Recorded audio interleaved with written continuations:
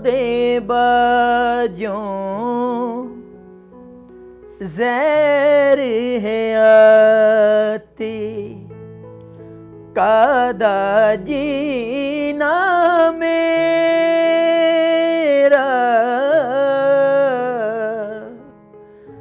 दर्द दिले दा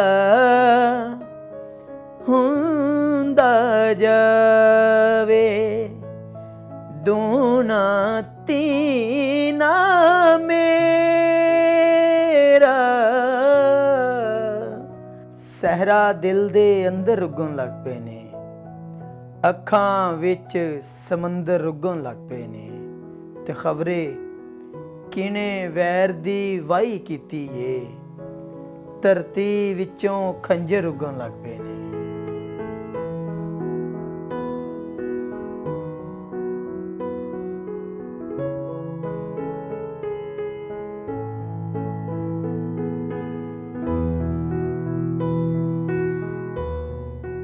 मैं तो यही कहांगा कि तुसी मैनू एज ए शायर ही देखो, क्योंकि मेरी जी बेस है ना, मैं ज़्यादातर पहले शायरी शुरू की, शेर कहना शुरू किया है। उस तो बाद आहिस्ता आहिस्ता महसूस होया कि जिस तरह के एक गायकी और दूसरी जी है ना कलाम तुसी लिखते हो, शेर कहना, यह दो चीज़ां ऐसियां होंदियां गॉड गिफ्टिड होंदियां ने, और यह बहुत घट लोगों को ता होंदियां। फिर मैनू महसूस होया कि यार अल्लाह ने मैनू गले नाल भी नवाजिया है, तो यह भी बड़ी वड्डी गल है। फिर मैं उस तो बाद अपना कलाम जिहड़ा है उन्होंने गाना शुरू कर लिया नाल नाल। इस करके पहली बेस जिहड़ी मेरी है ना, वो तुसीं एज ए शायर वेखो मैनू। इश्क मुहब्बत जिहड़ी चीज़ है ना, जिहड़ा बंदा कहे ना दुनिया के उत्ते रह के भी यार मैं जिंदगी च मुहब्बत नहीं की या मैं इश्क नहीं किया, मैं समझना या मेरी नज़र दे विच दुनिया का सब तो वड्डा तो झूठा बंदा होएगा। ठीक है, मुहब्बत हर बंदा ही करता है। इश्क मराहल दे विचों गुजरदा, एक उम्र हुंदी है बांगपन दी ना बंदे दी, कि उहदे विचों बंदा गुजरदा है। बहरहाल शायरी जिहड़ा ना हर बंदा नहीं करता, इश्क हर बंदा कर लैंदा, यह जिन्हों रब अता करे।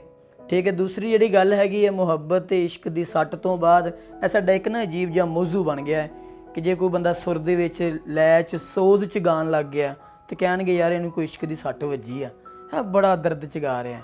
जे कोई लिखण लग गया, यह एक अलमिया बन चुकिया साडे मुआशरे दा। बड़ा मैं इस चीज़ दे नाल ना कोई नहीं समझदा हैगा, तो ना मैं कोई ऐसी गल ही कोई अपना कोई इश्क लुकाउण दी कोशिश कर रहे। ठीक है, बाकी यह जिहड़ी चीज़ है मैनू अल्लाह वालों अता है। दूसरा मेरे घर दे विच मैनू माहौल ऐसा मिलिया, तुहाडे ते माहौल भी बड़ा रिएक्ट करदा वा। ठीक है, मेरे नाल मेरे वालिद साहब माशाअल्लाह जमाल शाह साहब, बहुत सारे उन्होंने कलाम ने जिहड़े दोस्तां ने गाए भी ने और बहुत सारे सुनन विच भी आंदे ने, उन्हां तो मुतासर होए। ठीक है, फिर इस तो इलावा मेरे ताया जान मास्टर सराजुद्दीन जबरू के नाम तो फिल्म इंडस्ट्री च उन्होंने एक नाम से, और बहुत सारिया बेशुमार कहानियां उन्होंने लिखियां पंजाबी फिल्मों दियां। तो कह लो कि मैनू शायरी जी है विरासत च मिली है, तो मेरे लहू के विच से बई एक वक्त होंदा है जो कोई फुल ने पुंगरना होंदा है ना, तो ये कह लो कि सन 2002 दे विच मैनू ये शौक सामने निखर के आ गया। शौक तो बचपन तो सी, क्योंकि घर दे विच मुशायरे हुंदे सीगे अपनी बैठक दे विच माशाअल्लाह। वालिद साहब नवाए शहर के नाम तो एक तंजीम चला रहे थे, फिर वो महीनावार हफ्तावार भी प्रोग्राम होंदे रहे, उत्थे बैठ के लोगों ने सुनिया, फिर शौक मजीद वधदा गया। वो शौक इन्ना मजीद वधिया कि शेरां नाल खेडदियां कदों 2 किताबां छप गईयां पता ही नहीं चलिया। मैं जिस तरह पहले जिक्र किया कि मैं अपने घर दे विचों आगाज़ किया, बैठक दे विच दोस्त अहबाब ने बड़ा एप्रीशिएट किया मैनू। जो पहली मरतबा शेर लिखिया ना, तो वालिद साहब ने सुन के मैनू इंज आख्या, तो यह उन्होंने एक हौसला अफजाई करने का अंदाज़ से। वो कहें जो मैं शेर सुनाया तो मैनू कहन लगे पुत्तर इंज दा शेर तो गालिब ने भी नहीं लिखिया होना। मैं बड़ा परेशान होया, मैं क्या अच्छा वो जिवें बंदा भूए हो जाता, मैं क्या अच्छा जी बड़ी गल है कि गालिब ने भी नहीं लिखिया होना। वो फिर मैनू जो शेर की समझ आई ना, फिर जहन च आया कि वाकई उन्होंने इदा का लिखिया नहीं होना जिदा का मैं लिख बैठा। क्योंकि वो शेर का कोई कह लो कि सिर पैर नहीं सी है, शौक है सी कहन का। फिर पक्का पीड़ा शेर सन 2003 के वाक़या है, क्योंकि मैं बकायदा महबूब सरमद साहब का शागिर्द होया। तो उस तो बाद जो शेर कहना शुरू किया, फिर पता लग्या कि शेर की है। वो अगर इजाज़त हो तो मैं पहला स्टार्ट शेर जो तुहानूं सुना दिना। उस कि मैं दुखां दी नेरी बारे सोच रहा, अपनी पीड़ वधेरी बारे सोच रहा, ते किधरे ਮੇਰੀ ਪੱਗ ਨਾ ਲੀਰਾਂ ਕਰ ਦੇਵੇ, ਹੱਥੀਂ ਲਾਈ ਬੇਰੀ ਬਾਰੇ ਸੋਚ ਰਿਹਾ। ਇਹ ਸ਼ੇਰ ਕਹਿਣ ਤੋਂ ਬਾਅਦ ਜਿਸ ਵੇਲੇ ਉਹਨਾਂ ਨੇ ਮੇਰੀ ਹੌਸਲਾ ਅਫਜ਼ਾਈ ਕੀਤੀ ਔਰ ਯਕੀਨ ਕਰਨਾ ਹੈ ਕਿ ਉਹ ਬਾਅਦ में ਫਿਰ ਲਿਖਦੇ ਰਿਹਾ। ਅਲਹਮਦੁਲਿਲਾ 2 ਕਿਤਾਬਾਂ ਪੰਜਾਬੀ ਦੀਆਂ ਤਰਤੀਬ ਦੇ ਲਈਆਂ ਤੇ 2 ਵੀ, ਫਿਰ ਉਸ ਤੋਂ ਬਾਅਦ ਸੱਜਣਾ ਮਿੱਤਰਾਂ ਦੇ ਕਹਿਣ ਦੇ ਉੱਪਰ ਉਰਦੂ ਵੱਲ ਵੀ ਆ ਗਿਆ, ਉਰਦੂ ਵੀ ਲਿਖਿਆ ਤੇ ਔਰ ਅਲਹਮਦੁਲਿਲਾ ਬਹੁਤ ਅੱਛਾ ਲਿਖਿਆ ਜਾ ਰਿਹਾ ਔਰ ਦੋਸਤਾਂ ਨੇ ਐਪਰੀਸ਼ੀਏਟ ਕੀਤਾ। ਬਾਕੀ ਸ਼ੇਰ ਜਿਹੜੇ ਨੇ ਨਾ ਸ਼ਾਇਰ ਵਾਸਤੇ ਇੰਝ ਹੀ ਹੁੰਦੇ ਆ ਉਹਦੀ ਔਲਾਦ ਵਾਂਗੂ, ਜਿਸ ਤਰ੍ਹਾਂ ਇੱਕ ਬਾਪ ਲਈ ਉਹਦੀ ਔਲਾਦ ਹੈ, ਕਿਉਂਕਿ ਇਹ ਵੀ ਬੰਦੇ ਦੇ ਅੰਦਰੋਂ, ਸ਼ਾਇਰ ਦੇ ਅੰਦਰੋਂ ਜਨਮ ਲੈਂਦੇ ਆ ਨਾ, ਤੇ ਉਹ ਹਰ ਚੀਜ਼ ਸ਼ਾਇਰ ਨੂੰ ਮਾਂ ਕਦੀ ਵੀ ਨਹੀਂ ਕਹਿੰਦੀ ਹੁੰਦੀ ਕਿ ਮੇਰਾ ਫਲਾਂ ਪੁੱਤਰ ਸੋਹਣਾ ਵਾ, ਮੇਰਾ ਫਲਾਂ ਪੁੱਤਰ ਸੋਹਣਾ ਵਾ, ਉਹਦੇ ਲਈ ਸਾਰੇ ਸੋਹਣੇ ਹੁੰਦੇ ਆ। ਇਸੇ ਤਰ੍ਹਾਂ ਹੀ ਮੈਨੂੰ ਆਪਣੇ ਸਾਰੇ ਸ਼ੇਰ ਸੋਹਣੇ ਲੱਗਦੇ ਨੇ। ਤੇ ਦੂਸਰਾ ਤੁਸੀਂ ਕਿਹਾ ਕਿ ਸਾਡਾ ਜ਼ਰੀਆ ਮੁਆਸ਼ ਦੇ ਹਵਾਲੇ ਦੇ ਨਾਲ ਕਿ ਸ਼ਾਇਰ ਉਹ ਵਿਚਾਰਾ ਸ਼ਾਇਰੀ ਜੋ ਸਮਝਦਾ ਕਿ ਮੈਂ ਸ਼ਾਇਰੀ ਕਰਨੀ ਆ, ਜਾਂ ਮੁਆਸ਼ਾ ਨੂੰ ਇਸ ਨਜ਼ਰ ਨਾਲ ਵੇਖਦਾ ਕਿ ਸਿਰਫ ਸ਼ਾਇਰ ਹੀ ਹੈ। ਅੱਛਾ ਗੱਲ ਪਤਾ ਕੀ ਹੈ ਨਾਸਰ ਭਾਈ, ਮੈਂ ਬਹਾਦਰ ਸ਼ਾਹ ਜ਼ਫਰ ਦੇ ਦੌਰ 'ਚ ਨਹੀਂ ਜੀ ਰਿਹਾ ਕਿ ਮੇਰਾ ਕੋਈ ਵਜ਼ੀਫਾ ਲੱਗ ਜਾਏਗਾ, ਠੀਕ ਹੈ ਨਾ, ਮੈਂ ਗਾਲਿਬ ਹਾਂ, ਨਾ ਮੀਰ ਤੱਕੀ ਮੀਰ ਹਾਂ, ਨਾ ਇਬਰਾਹਿਮ ਜ਼ੌਕ ਹਾਂ ਕਿ ਜੋ ਜੀ ਆਪਣਾ ਵਜ਼ੀਫੇ ਦੇ ਸਿਰ 'ਤੇ ਗੁਜ਼ਾਰਾ ਕਰ ਲਾਂਗੇ। ਅੱਜ ਦੇ ਦੌਰ ਦੇ ਵਿੱਚ ਜਿਹੜਾ ਸ਼ਾਇਰ ਹੈ ਨਾ, ਉਹਨੂੰ ਜੀਣ ਵਾਸਤੇ, ਆਪਣੇ ਮੁਆਸ਼ੀ ਹਾਲਾਤ ਨੂੰ ਬਿਹਤਰ ਕਰਨ ਵਾਸਤੇ ਨਾਲ ਕੋਈ ਨਾ ਕੋਈ ਕੰਮ ਧੰਦਾ ਕਰਨਾ ਹੀ ਪੈਣਾ ਹੈ। ਅਸੀਂ ਤਾਰੀਖ ਪੜ੍ਹਦੇ ਹਾਂ, ਉਹਦੇ ਵਿੱਚ ਜਿਹੜੇ ਸ਼ਾਇਰ ਅਦੀਬ ਗੁਜ਼ਰੇ ਉਹਨਾਂ ਨੇ ਸ਼ਾਇਰੀ ਨੂੰ ਓੜ ਨਾਲ ਇਬਾਦਤ ਸਮਝਿਆ ਹੋਇਆ ਸੀ ਕਿ ਸਿਰਫ ਸ਼ਾਇਰੀ ਹੈ, ਇਸ ਤੋਂ ਇਲਾਵਾ ਹੋਰ ਦੁਨੀਆ ਕੋਈ ਨਹੀਂ। ਮੇਰੇ ਨਾਲ ਮੇਰੀ ਇੱਕ ਫੈਮਿਲੀ ਹੈ, ਮੇਰੇ ਨਾਲ ਮੈਂ ਸਮਝਣਾ ਵਾਲੇ ਸਾਹਿਬ ਅਕਸਰ ਕਹਿੰਦੇ ਹੁੰਦੇ ਕਿ ਪੁੱਤਰ ਅਗਰ ਮੁਆਸ਼ਰੇ 'ਚ ਜੀਣਾ ਵਾ ਤਾਂ ਵਾਈਟ ਕਾਲਰ ਹੋ ਕੇ ਜੀਓ, ਉਹਦੇ ਵਰਗੀ ਰੀਸ ਕੋਈ ਨਹੀਂ। ਅੱਜ ਦੇ ਸ਼ਾਇਰ ਨੂੰ ਵਾਈਟ ਕਾਲਰ ਹੋ ਕੇ ਜੀਣਾ ਪੈਣਾ। ਉਹਦੇ ਲਈ ਮੈਂ ਜੋਬ ਵੀ ਕਰ ਰਿਹਾ, ਨਾਲ ਆਪਣਾ ਸ਼ੌਕ ਵੀ ਪੂਰਾ ਕਰ ਰਿਹਾ ਔਰ ਅਲਹਮਦੁਲਿਲਾ ਕਦੀ ਮੇਰੀ ਸ਼ਾਇਰੀ ਮੇਰਾ ਸ਼ੌਕ, ਮੇਰਾ ਮਿਹਨਤ ਨਹੀਂ ਬਣਿਆ। ਬਾਬਿਆਂ ਵਾਲੀਆਂ ਗੱਲਾਂ ਕਿੱਦਾਂ ਆਉਂਦੀਆਂ ਨੇ? ਜਿਸ ਵੇਲੇ ਤੁਸੀਂ ਆਪਣੇ ਬਾਬਿਆਂ ਨੂੰ ਪੜ੍ਹੋਗੇ, ਬਾਬਿਆਂ ਕੋਲ ਬੈਠੋਗੇ, ਜਿਸ ਤਰ੍ਹਾਂ ਦੀ ਸੋਬਤ ਹੋਏਗੀ ਉਸ ਤਰ੍ਹਾਂ ਦਾ ਰੰਗ ਤੁਹਾਨੂੰ ਚੜ੍ਹ ਜਾਏਗਾ। ਮੇਰਾ ਤਾਂ ਇਹ ਮੰਨਣਾ ਹੈ। ਬਾਕੀ ਤੇ ਹਰ ਬੰਦੇ ਦੀ ਆਪਣੀ ਆਪਣੀ ਸੋਚ ਹੈ, ਹਰ ਬੰਦੇ ਦੀ ਆਪਣੀ ਥਿੰਕ ਹੈ, ਜਿਸ ਤਰ੍ਹਾਂ ਉਹ ਸੋਚਣਾ ਚਾਹਵੇ। ਮੈਨੂੰ ਇਹ ਜਿਹੜਾ ਮਾਹੌਲ ਮਿਲਿਆ ਆਪਣੇ ਬਜ਼ੁਰਗਾਂ ਤੋਂ ਮਿਲਿਆ, ਠੀਕ ਹੈ। ਮੈਂ ਸਟਾਰਟ ਪਹਿਲੀ ਮਰਤਬਾ ਜਿਸ ਬਜ਼ੁਰਗ ਨੂੰ ਪੜ੍ਹਿਆ ਸੀ ਨਾ ਉਹ ਬਾਬਾ ਵਾਰਿਸ ਸ਼ਾਹ ਸੀ। ਫਿਰ ਉਸ ਤੋਂ ਬਾਅਦ ਮੈਂ ਜਿਸ ਬਜ਼ੁਰਗ ਨੂੰ ਪੜ੍ਹਿਆ ਨਾ ਬਾਬਾ ਬੁੱਲੇ ਸ਼ਾਹ ਸੀ। ਤੇ ਜਿਸ ਵੇਲੇ ਬੰਦਾ ਇਹਨਾਂ ਬਜ਼ੁਰਗਾਂ ਦੀ ਸਰਪ੍ਰਸਤੀ ਦੇ ਵਿੱਚ ਚੱਲ ਰਿਹਾ ਹੋਵੇ ਤੇ ਉਹਦੀ ਗੁਫ਼ਤਗੂ ਦੇ ਵਿੱਚ ਵੱਡਾਪਨ ਕਿੱਦਾਂ ਨਹੀਂ ਆਏਗਾ? ਉਹਦੀ ਗੁਫ਼ਤਗੂ ਦੇ ਵਿੱਚੋਂ ਬਾਬੇ ਕਿਉਂ ਨਹੀਂ ਬੋਲਣਗੇ? ਠੀਕ ਹੈ। ਫਿਰ ਮੇਰੇ ਅੰਦਰ ਸ਼ਾਇਰੀ ਦੇ ਅੰਦਰ ਨਿਖਾਰ ਲੈ ਕੇ ਆਉਣ ਵਾਲੇ ਵੀ ਮੇਰੇ ਬਜ਼ੁਰਗ ਲੋਕ ਨੇ, ਜਿਸ ਤਰ੍ਹਾਂ ਕਿ ਅਲੀ ਜ਼ੁਲਫੀ ਸਾਹਿਬ ਨੂੰ ਤੁਸੀਂ ਜਾਣਦੇ ਹੋ। ਉਹਨਾਂ ਦੇ ਵੱਡੇ ਭਾਈ ਅਮੀਨ ਰਾਈ ਸਾਹਿਬ ਸੀਗੇ। ਅਮੀਨ ਰਾਈ ਸਾਹਿਬ ਦੀ ਪੜ੍ਹੰਤ ਬੜੀ ਖੂਬਸੂਰਤ ਸੀ, ਸ਼ੇਰ ਬੜਾ ਸੋਹਣਾ ਕਹਿੰਦੇ ਸੀ। ਚੌਧਰੀ ਆਸ਼ਿਕ ਹੁਸੈਨ ਕੰਗ ਸਾਹਿਬ, ਬਾਬਾ ਅਬਦੁਸਤਾਰ ਸ਼ਾਹ ਸਾਹਿਬ, ਇਹ ਮੇਰੇ ਉਹ ਬਜ਼ੁਰਗ ਨੇ ਜਿਨ੍ਹਾਂ ਨੇ ਯਕੀਨ ਕਰੋ ਕਿ ਹਲਾ ਸ਼ੇਰੀਆਂ ਦੇ ਕੇ ਮੇਰੇ ਮਾੜੇ ਤੋਂ ਮਾੜੇ ਸ਼ੇਰ ਨੂੰ ਵੀ ਇੰਝ ਹੀ ਦਾਤ ਦਿੱਤੀ ਜਿਵੇਂ ਬਹੁਤ ਵੱਡਾ ਸ਼ੇਰ ਕਹਿ ਦਿੱਤਾ। ਫਿਰ ਉਹ ਆਹਿਸਤਾ ਆਹਿਸਤਾ ਹੌਸਲਾ ਅਫਜ਼ਾਈ ਵੱਧਦੀ ਗਈ, ਸ਼ੇਰ ਕਹਿਣ ਦੀ ਸਲਾਹੀਅਤ ਹੋਰ ਪੁੰਗਰਦੀ ਗਈ ਅੰਦਰੋਂ ਕਿ ਨਹੀਂ ਵੀ ਮੈਂ ਸ਼ੇਰ ਕਹਿਣਾ ਵਾਂ। ਬਜ਼ੁਰਗ ਮੇਰੀ ਸਲਾਹ ਕਰ ਰਹੇ ਨੇ। ਫਿਰ ਉਸ ਤੋਂ ਬਾਅਦ ਮੈਂ ਸਮਝਦਾ ਵਾਂ ਕਿ ਸ਼ੇਰ ਜਿਹੜਾ ਹੈ ਨਾ ਉਹ ਇੱਕ ਮੁਆਸ਼ਰੇ ਲਈ ਇੱਕ ਸਬਕ ਹੁੰਦਾ ਹੈ। ਅਗਰ ਉਹ ਉਦੋਂ ਪਿਕ ਕਰ ਲੈਣ ਤਾਂ ਉਹਦੇ ਵਿੱਚੋਂ ਬਹੁਤ ਕੁਛ ਨਿਕਲਦਾ, ਅਗਰ ਨਹੀਂ ਤਾਂ ਫਿਰ ਕੁਝ ਵੀ ਨਹੀਂ, ਫਿਰ ਸਿਰਫ ਇੱਕ ਸ਼ੇਰ ਹੈ। ਤੇ ਮੈਂ ਆਪਣੇ ਆਪ ਨੂੰ ਮੈਂਟਲੀ ਤੌਰ 'ਤੇ ਤਿਆਰ ਕੀਤਾ। ਫਿਰ ਦੂਸਰੀ ਚੀਜ਼, ਕਦੋਂ ਸ਼ੇਰ ਮੇਰੇ ਅੰਦਰੋਂ ਇਲਹਾਮ ਹੋਣਾ ਕਦੋਂ ਸ਼ੁਰੂ ਹੋਇਆ, ਅਵੁਰਦ ਕਦੋਂ ਹੋਇਆ, ਮੈਨੂੰ ਕੋਈ ਪਤਾ ਨਹੀਂ। ਬਸ ਇੱਕ ਉਹ ਕੈਫੀਅਤ ਤਾਰੀ ਹੁੰਦੀ ਸੀ, ਸ਼ੇਰ ਕਹਿ ਦੇਣਾ। ਹੁਣ ਵੀ ਕਦੀ ਕਦੀ ਬੈਠੇ ਹਾਂ, ਕਦੋਂ ਕੈਫੀਅਤ ਤਾਰੀ ਹੋ ਜਾਏ ਕੋਈ ਪਤਾ ਨਹੀਂ ਹੁੰਦਾ।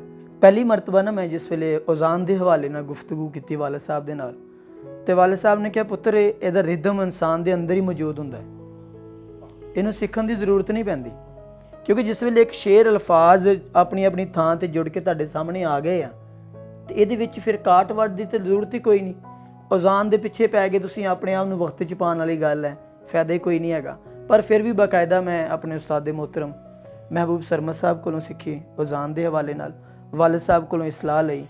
ਫਿਰ ਅਗਰ ਕਿਤੇ ਮੈਨੂੰ ਫਸ ਜਾਂਦਾ ਸੀ, ਨਹੀਂ ਸਮਝ ਲੱਗਦੀ, ਕਿਉਂਕਿ ਉਹ ਸ਼ੌਕ ਸੀ ਨਾ ਆਹਿਸਤਾ ਆਹਿਸਤਾ ਪੈਦਾ ਹੋਇਆ ਕਿ ਕੋਈ ਬੰਦਾ ਪੁੱਛ ਹੀ ਲੈਂਦਾ ਹੈ ਮੁਸ਼ਾਇਰੇ ਦੇ ਵਿੱਚ ਜਾਂ ਕਿਤੇ ਵੀ ਇਹ ਕਿਹੜੀ ਬਹਿਰ ਹੈ। ਕੁਛ ਲੋਕਾਂ ਨੂੰ ਹੁੰਦੀ ਹੈ ਨਾ ਉਜ਼ਾਨ ਦੇ ਵਿੱਚ, ਜਿਸ ਤਰ੍ਹਾਂ ਕਿ ਗੁਲੂਕਾਰ ਨੂੰ ਸੁਰ ਤਾਲ ਦੇ ਬਾਰੇ ਇਲਮ ਹੋਣਾ ਬਹੁਤ ਜ਼ਰੂਰੀ ਹੈ। ਤੇ ਮੈਂ ਅਗਰ ਸ਼ਾਇਰੀ ਨਾਲ ਰਿਲੇਟਡ ਹਾਂ ਤਾਂ ਫਿਰ ਜ਼ਾਹਰੀ ਗੱਲ ਹੈ ਮੈਨੂੰ ਉਜ਼ਾਨ ਦੇ ਹਵਾਲੇ ਨਾਲ ਵੀ ਪਤਾ ਹੋਣਾ ਚਾਹੀਦਾ। ਉਹ ਫਿਰ ਅਲਹਮਦੁਲਿਲਾ ਸਿੱਖਿਆ ਵਾਲਿਦ ਸਾਹਿਬ ਤੋਂ ਵੀ, ਆਪਣੇ ਉਸਤਾਦਾਂ ਕੋਲੋਂ ਵੀ। ਔਰ ਹੁਣ ਕਦੀ ਕਿਤੇ ਬੈਠੇ ਹੋਏ ਆ ਤਾਂ ਜ਼ਰੂਰਤ ਨਹੀਂ ਪੈਂਦੀ ਇਹ ਪੁੱਛਣ ਦੀ ਫਿਰ ਇਹ ਕਿਹੜੀ ਬਹਿਰ ਹੈ, ਬਲਕਿ ਹੁਣ ਤਾਂ ਕਿਸੇ ਦੀ ਵੀ ਬਹਿਰ ਨੂੰ ਪੜ੍ਹ ਲਈਦਾ ਕਿ ਬੰਦਾ ਫਲਾਂ ਬਹਿਰ 'ਚ ਲਿਖ ਰਿਹਾ ਵਾ, ਇਹ ਬਕਾਇਦਾ ਸਿੱਖਿਆ ਹੈ। ਗਾਇਕੀ ਦੇ ਨਾਲ ਨਾਸਰ ਭਾਈ ਬਚਪਨ ਤੋਂ ਉਸਤਾਦ ਗੁਲਾਮ ਅਲੀ ਖਾਨ ਸਾਹਿਬ ਨੂੰ ਸੁਣਨ ਦਾ ਸ਼ੌਕ ਸੀ।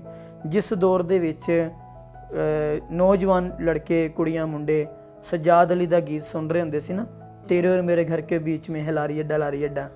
ਮੈਂ ਉਸ ਵੇਲੇ ਉਸਤਾਦ ਮਹਿਦੀ ਹਸਨ ਸਾਹਿਬ ਨੂੰ, ਉਹਨਾਂ ਦਾ ਵਾਲੀਮ ਖੁਸ਼ਬੂ ਸੁਣਦਾ ਹੁੰਦਾ ਸੀ। ਮੈਂ ਉਸ ਵੇਲੇ ਗੁਲਾਮ ਅਲੀ ਸਾਹਿਬ ਨੂੰ ਸੁਣਦਾ ਹੁੰਦਾ ਸੀ।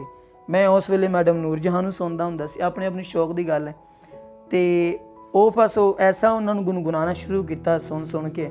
ਅਗਰ ਮੈਂ ਕਹਾਂ ਨਾ ਕਿ ਮੇਰੇ ਗਾਇਕੀ ਦੇ ਵਿੱਚ ਉਸਤਾਦ ਗੁਲਾਮ ਅਲੀ ਖਾਨ ਸਾਹਿਬ ਨੇ, ਮਹਿਦੀ ਹਸਨ ਖਾਨ ਸਾਹਿਬ ਨੇ, ਅਤੇ ਇਹ ਝੂਠ ਨਹੀਂ। ਉਹਦੀ ਵਜ੍ਹਾ ਕੀ ਕਿ ਉਸ ਵੇਲੇ ਨਾ ਟੇਪ ਦਾ ਡੈਕ ਦਾ ਦੌਰ ਸੀ। ਇਹ ਸਨ 2004 ਦੀ ਗੱਲ ਕਰ ਰਹੇ ਹਾਂ, 2-3 ਤੋਂ, ਕਿਉਂਕਿ ਉਦੋਂ ਥੋੜ੍ਹੀ ਜਿਹੀ ਮੈਚੋਰਪਨ ਆਇਆ ਸੀ ਆਪਣੇ ਅੰਦਰ।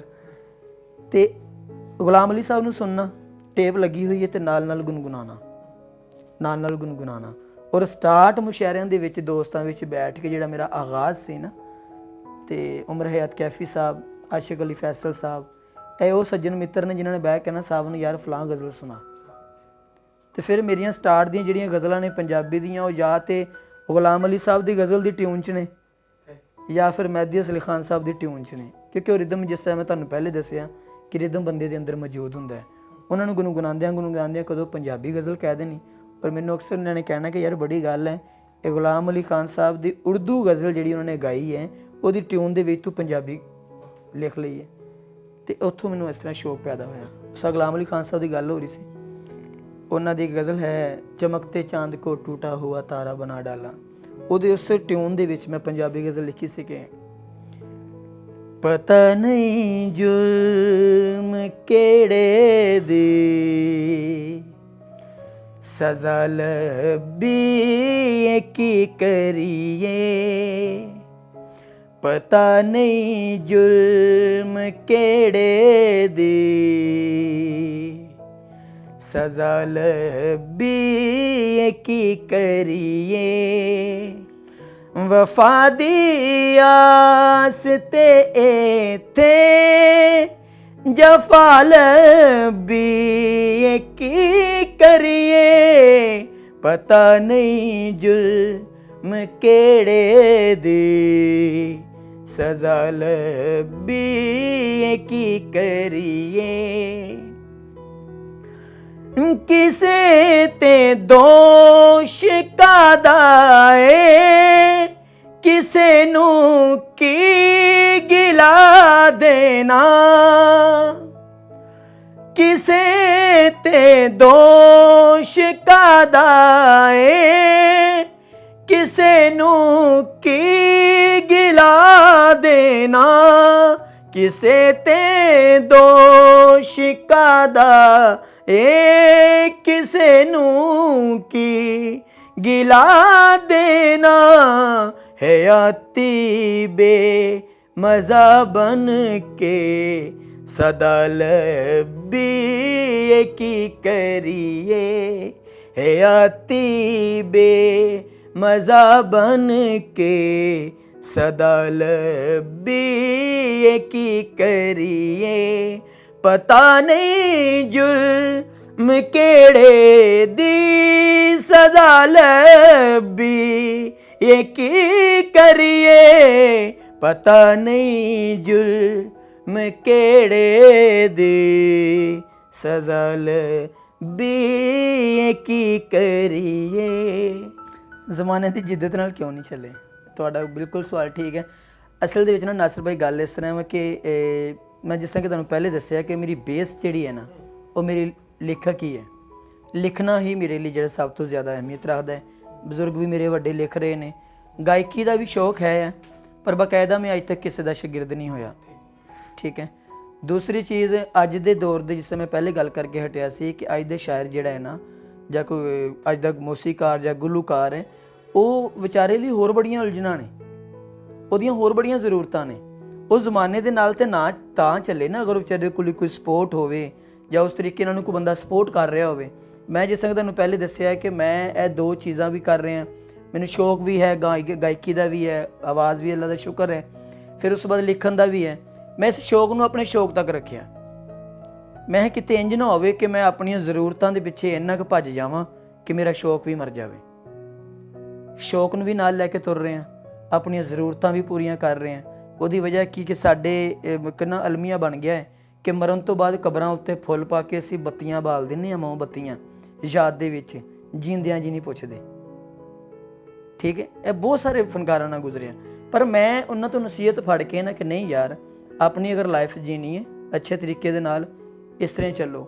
ਦੂਸਰੀ ਗੱਲ, ਲਿਖਣ ਦੇ ਨਾਲ ਕਿਉਂ ਜੁੜਿਆ ਹੋਇਆ? ਲਿਖਣ ਲਈ ਇਸੇ ਜੁੜੇ, ਬਾਕੀ ਅੱਜ ਕੱਲ੍ਹ ਦੇ ਤੁਸੀਂ ਸ਼ੇਰਾਂ ਦੇ ਹਾਲ ਵੀ ਤਾਂ ਦੇਖ ਰਹੇ ਹੋ ਨਾ, ਟਿਕਟੋਕ ਦੇ ਉੱਤੇ ਕੀ ਸ਼ੇਰਾਂ ਦਾ ਹਾਲ ਕੀਤਾ ਜਾ ਰਿਹਾ ਹੈ, ਸ਼ਾਇਰੀ ਦੇ ਨਾਲ ਕੀ ਮਜ਼ਾਕ ਕੀਤਾ ਜਾ ਰਿਹਾ ਹੈ। ਪਰ ਯਕੀਨ ਕਰੋ ਕਿ ਕੋਈ ਮੇਰੀ ਜ਼ਾਤ ਨੂੰ ਕੁਛ ਕਵੇ ਤਾਂ ਮੈਂ ਬਾਜ਼ ਔਕਾਤ ਬਰਦਾਸ਼ਤ ਕਰ ਲੈਂਦਾ। ਅਗਰ ਕੋਈ ਸ਼ੇਰ ਨੂੰ ਕੁਛ ਕਵੇ ਨਾ ਤਾਂ ਮੈਨੂੰ ਇੰਝ ਹੀ ਦੁੱਖ ਹੁੰਦਾ ਹੈ ਕਿ ਔਲਾਦ ਦੇ ਕਿਸੇ ਨੇ ਥੱਪੜ ਮਾਰਿਆ ਤੇ ਪਿਓ ਦਾ ਸੀਨਾ ਫਟ ਜਾਂਦਾ ਹੈ, ਇਸ ਤਰ੍ਹਾਂ ਮਹਿਸੂਸ ਹੁੰਦਾ ਹੈ। ਹੁਣ ਸ਼ਾਇਰੀ ਨਾਲ ਮਜ਼ਾਕ ਹੋ ਰਿਹਾ ਵਾ, ਪਰ ਮੈਂ ਉਸ ਲੀਹ ਤੇ ਟੁਰਿਆ ਹੋਇਆ, ਮੈਂ ਆਪਣੀ ਲੀਹ ਨਹੀਂ ਛੱਡੀ, ਔਰ ਇਨਸ਼ਾ ਅੱਲਾਹ ਤਾਲਾ ਇਸ ਲੀਹ ਤੇ ਟੁਰਦੇ ਰਵਾਂਗੇ। ਅੱਜ ਨਹੀਂ ਕੱਲ ਨਹੀਂ ਪਰਸੋਂ। ਉਹ ਮਹਿਬੂਬ ਸਰਮਦ ਸਾਹਿਬ ਦਾ ਸ਼ੇਰ ਹੈ ਨਾ ਕਿ ਇਹ ਵੇਲਾ ਆਪ ਦੱਸੇਗਾ ਕਿਹੜਾ ਕਿੱਥੇ ਖਲੋਤਾ ਏ, ਇਹ ਵੇਲਾ ਆਪ ਦੱਸੇਗਾ ਕਿਹੜਾ ਕਿੱਥੇ ਖਲੋਤਾ ਏ। ਮੇਰੇ ਲਫ਼ਜ਼ਾਂ ਨੂੰ ਨਿੰਦ ਛੱਡੋ, ਮੈਨੂੰ ਫਨਕਾਰ ਨਾ ਮੰਨੋ। ਮੇਰੇ ਲਫ਼ਜ਼ਾਂ ਨੂੰ ਨਿੰਦ ਛੱਡੋ, ਮੈਨੂੰ ਫਨਕਾਰ ਨਾ ਮੰਨੋ, ਤਾਂ ਕੋਈ ਨਹੀਂ, ਵੇਲਾ ਆਪੇ ਮੰਨ ਲਏਗਾ। ਮੈਂ ਆਪਣੇ ਇਸ ਜ਼ਰੀਏ ਮੁਆਸ਼ ਨੂੰ ਨਾਲ ਤੁਰਨ ਵਾਸਤੇ ਮੈਂ ਜੋਬ ਕਰ ਰਿਹਾ ਇੱਕ ਮੌਲ ਦੇ ਵਿੱਚ। ਠੀਕ ਹੈ, ਅਤੇ ਸ਼ਾਇਰੀ ਜਿਹੜੀ ਉਹ ਜਿਸ ਤਰ੍ਹਾਂ ਕਿ ਸ਼ੌਕ ਹੈ, ਉਹ ਤਾਂ 24 ਘੰਟੇ ਨਾਲ ਹੀ ਰਹਿੰਦੀ ਹੈ ਨਾ, ਕਦੋਂ ਕਿੱਥੇ ਇਲਹਾਮ ਹੋ ਜਾਵੇ, ਕਿੱਥੇ ਬਹਿ ਕੇ ਲਿਖਣ ਨੂੰ ਦਿਲ ਕਰ ਰਿਹਾ ਕੋਈ ਪਤਾ ਨਹੀਂ ਚੱਲਦਾ। ਅਤੇ ਉਹ ਜ਼ਰੀਆ ਮੁਆਸ਼ ਲਈ ਮੈਂ ਜਿਸ ਤਰ੍ਹਾਂ ਕਿ ਪਹਿਲਾਂ ਤੁਹਾਨੂੰ ਦੱਸਿਆ ਕਿ ਜ਼ਰੂਰੀ ਸੀ ਕਿ ਆਪਣੀ ਘਰੇਲੂ ਲਾਈਫ ਨੂੰ, ਮੇਰਾ ਜਿਹੜਾ ਸ਼ੌਕ ਹੈ ਕੱਲ੍ਹ ਨੂੰ ਮੇਰਾ ਨਾ ਬਣ ਜਾਵੇ, ਕੱਲ੍ਹ ਨੂੰ ਮੇਰੇ ਬੱਚੇ ਮੇਰਾ ਗਿਰੇਬਾਨ ਫੜ ਕੇ ਆਉਣ ਕਹਿਣ ਕਿ ਮੇਰੇ ਸਾਡੇ ਬਾਪ ਨੇ ਪੂਰੀ ਜ਼ਿੰਦਗੀ ਸ਼ਾਇਰੀ ਕੀਤੀ ਹੈ, ਸਾਡੇ ਲਈ ਕੀ ਕੀਤਾ। ਇਸ ਲਈ ਨਾ ਉਸ ਗੱਲ ਤੋਂ ਬਚਣ ਲਈ ਨਾਲ ਜੋਬ ਕਰ ਰਹੇ, ਜੋਬ ਕਰਕੇ ਅਲਹਮਦੁਲਿਲਾ ਆਪਣੀ ਫੈਮਿਲੀ ਨੂੰ ਪਾਲ ਰਿਹਾ ਵਾਂ, ਕੋਈ ਇਹ 'ਚ ਪ੍ਰੋਬਲਮ ਨਹੀਂ ਹੈ ਮੈਨੂੰ। ਅਤੇ ਦੂਸਰੀ ਚੀਜ਼ ਕਿ ਜਿਸ ਵੇਲੇ ਕਦੀ ਮੈਂ ਡਿਸਾਰਟ ਹੋ ਜਾਵਾਂ, ਅਤੇ ਡਿਸਾਰਟ ਹੋਣ ਤੋਂ ਬਾਅਦ ਮੈਂ ਸਭ ਤੋਂ ਪਹਿਲੀ ਗੁਫ਼ਤਗੂ ਕਰਦਾ ਹੁੰਦਾ ਆਪਣੇ ਵਾਲਿਦ ਸਾਹਿਬ ਨਾਲ, ਜਮਾਲ ਸ਼ਾਹ ਸਾਹਿਬ ਨਾਲ, ਔਰ ਯਕੀਨ ਕਰੋ ਕਿ ਉਹ ਬਹੁਤ ਹਲਾਸ਼ੇਰੀ ਦਿੰਦੇ ਨੇ। ਫਿਰ ਉਸ ਤੋਂ ਬਾਅਦ ਮੈਂ ਆਪਣੇ ਆਪ ਨਾਲ ਜਿਸ ਵੇਲੇ ਗੁਫ਼ਤਗੂ ਕਰਦਾ ਨਾ, ਜਿਹੜੀ ਮੇਰੇ ਅੰਦਰ ਇੱਕ ਪੰਜਵੀਂ ਰੁੱਤ ਵੱਸਦੀ ਹੈ, ਯਾਨੀ ਪੰਜਵਾਂ ਮੌਸਮ ਇਨਸਾਨ ਦੇ ਅੰਦਰ ਹੀ ਹੁੰਦਾ ਨਾ, ਅਤੇ ਉਹ ਜਿਹੜਾ ਮੌਸਮ ਨਾਲ ਗੁਫ਼ਤਗੂ ਕਰਦਾ ਨਾ, ਅਤੇ ਫਿਰ ਉਸ ਤੋਂ ਬਾਅਦ ਉਹ ਮੈਨੂੰ ਕੋਈ ਨਾ ਕੋਈ ਚੀਜ਼ ਇੱਦਾਂ ਦੀ ਮੇਰੇ ਤੋਂ ਲਿਖਵਾ ਦਿੰਦਾ, ਜਾਂ ਕਹਿ ਲਓ ਕਿ ਮੇਰੀ ਸ਼ਾਇਰੀ ਹੀ ਉਸ ਵੇਲੇ ਮੈਨੂੰ ਪੁਸ਼ਅਪ ਕਰਦੀ ਹੈ ਕਿ ਲੈ ਵੀ ਲਿਖ ਲਾ। ਉਹ ਡਿਸਾਰਟਪਨ ਜਿਹੜਾ ਮੇਰਾ ਖ਼ਤਮ ਹੋ ਜਾਂਦਾ। ਦੋ ਚੀਜ਼ਾਂ ਨੇ ਨਾ, ਕਿ ਇੱਕ ਮੇਰੇ ਵਾਲਿਦ ਸਾਹਿਬ, ਦੂਸਰੀ ਮੇਰੀ ਸ਼ਾਇਰੀ। ਮੁਸਤਕਬਲ ਦੇ ਵਿੱਚ ਇਹੀ ਹੈ ਕਿ ਇਨਸ਼ਾਅੱਲਾ 2 ਕਿਤਾਬਾਂ ਮਜ਼ੀਦ ਅੱਗੇ ਇਨਸ਼ਾਅੱਲਾ ਸ਼ਾਇਰ ਕਰਨੀਆਂ ਨੇ, ਅਤੇ ਇਸ ਤੋਂ ਇਲਾਵਾ ਜਿਹੜਾ ਹੈ ਆਪਣੇ ਨਾਲ ਮੈਂ ਇਹੀ ਸੋਚ ਰਿਹਾ ਵੀ ਚਲੋ ਹੁਣ ਆਪਣਾ ਤਾਂ ਵਕਤ ਜਿਹੜਾ ਜਿਸ ਤਰ੍ਹਾਂ ਵੀ ਹੈ ਅਲਹਮਦੁਲਿਲਾ ਗੁਜ਼ਰ ਗਿਆ ਹੈ, ਪਰ ਕਮ ਸੇ ਕਮ ਅੱਗੇ ਮੈਂ ਜਿਸ ਤਰ੍ਹਾਂ ਕਿ ਦੇਖ ਰਿਹਾ ਕਿ ਮੇਰੇ ਅਗਲੇ ਬੱਚੇ ਨਸਲ ਦੇ ਵਿੱਚੋਂ ਮੈਨੂੰ ਕੋਈ ਸ਼ਾਇਰੀ ਦੇ ਨਾਲ ਜੁੜਿਆ ਹੋਇਆ, ਕੋਈ ਮੌਸੀਕੀ ਦੇ ਨਾਲ ਜੁੜਿਆ ਹੋਇਆ ਕੋਈ ਨਜ਼ਰ ਨਹੀਂ ਆ ਰਿਹਾ, ਪਰ ਕਮ ਸੇ ਕਮ ਮੈਂ ਜਿਹੜੀ ਦੂਸਰੀ ਅਗਲੀ ਨਸਲ ਹੈ ਨਾ, ਉਹਦੇ ਵਾਸਤੇ ਕੁਛ ਨਾ ਕੁਛ ਇੰਝ ਦਾ ਕਰ ਜਾਵਾਂ ਕਿ ਜਿਹੜਾ ਕੱਲ੍ਹ ਨੂੰ ਬੱਚੇ ਜਾਂ ਮੇਰੀ ਅਗਲੀ ਨਸਲ ਜਿਹੜੀ ਹੈ ਉਹ ਮੇਰੀ ਲਫ਼ਜ਼ਾਂ ਨੂੰ ਪੜ੍ਹ ਕੇ, ਮੇਰੇ ਕੰਮ ਨੂੰ ਵੇਖ ਕੇ ਫਖਰ ਕਰਨ। ਉਹਦੇ ਬਾਝੋਂ ਜ਼ਹਿਰ ਹਯਾਤੀ ਕਾਦਾ ਜੀਨਾ ਮੇਰਾ,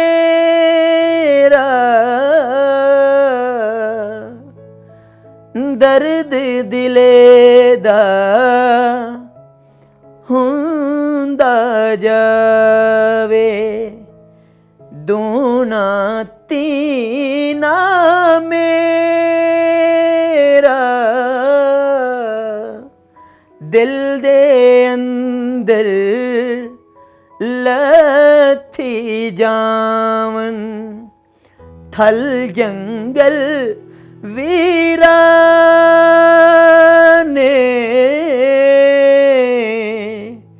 ਦਿਲਬਰ ਕੀ ਜਾਨੇ, ਨਿੱਕੀ ਉਮਰੇ ਰੋਗ ਅਵਲੇ ਪੈ ਗਏ ਮੇਰੀ ਝੋਲੀ, ਮਾਇਨੀ ਮੈਂ ਕੀ ਜਾਣਾ ਪਈ, ਕੀ ਬਿਰਹਾ ਦੀ ਬੋਲੀ, ਨੈਣਾ ਤਰਸਨ ਓਨੇ ਲਾਲੇ, ਨੈਣਾ ਤਰਸਨ ओने लाले किधरे होर टिकाने दिलबर की जाने। जे किधरे मैं कल्ली बैके रोग हिजर दे छेड़ा सहरावां दे अथरू वग पे पत्थरी पैन तड़ेड़ा ओ दे बाज शिंगारिए कादा ओ दे बाज शिंगारिए कादा की लाने की पाने दिलबर की जाने। बहुत शुक्रिया।